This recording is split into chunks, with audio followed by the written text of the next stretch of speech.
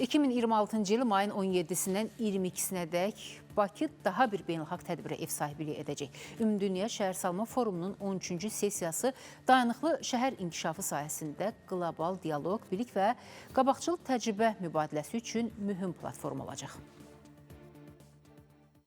Ümumdünya Şəhərsalma Forumunun 13-cü sessiyası BMT-nin məskunlaşdırma proqramı və Azərbaycan hökuməti tərəfindən birgə təşkil olunan ən nüfuzlu beynəlxalq platformalardan biridir. Forumun 13-cü sessiyası qlobal şəhərsalma gündəliyinin mühüm mərhələsi olmaqla yanaşı, dayanıqlı şəhər inkişafı sahəsində qlobal siyasət dialoqunu, eləcə də bilik və qabaqcıl təcrübə mübadiləsini bir araya gətirən əhəmiyyətli beynəlxalq tədbirdir. Forumun keçirilməsi Azərbaycanın son 10 illikdə ev sahibliyi etdiyi beynəlxalq tədbirlər nəticəsində formalaşdırdığı yüksək təşkilat və əməliyyat potensialının davamı kimi dəyərləndirilir.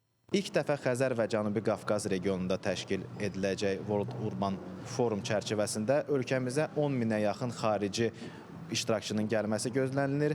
Ümumilikdə isə 30 minə yaxın iştirakçı olacağı gözlənilir WUF-13-də. WUF-13-ü digər əvvəlki tədbirlərdən fərqləndirən cəhətlərdən biri odur ki, çoxsaylı dövlət və hökumət başçısının iştirakı gözlənilir bu tədbirdə. Və forum çərçivəsində 40 əsas sessiya və 350-yə yaxın tərəfdaş tədbirinin keçirilməsi gözlənilir.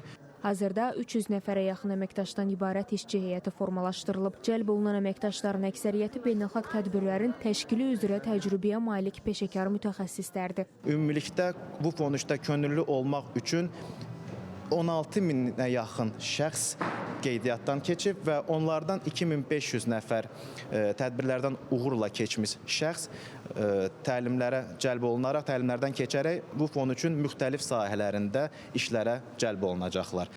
Tədbirin məkanı olaraq Bakı Olimpiya Stadionu seçilib və hazırda tədbirin geniş miqyasına uyğun infrastruktur hazırlanır. Tikinti işlərinə artıq start verilib. Qeyd edək ki, Ümumdünya Şəhərsalma Forumunun 13-cü sessiyası hər kəs üçün açıq olan bir platformadır. Qeydiyyat isə ödənişsizdir. Sessiyada iştirak üçün qeydiyyat prosesi bu ilin sentyabr ayından BMT Habitatın rəsmi internet səhifəsində başlanılıb. Günəş Rizayeva, Əfqan Bayramov, Fidan Səfər, Space xəbər.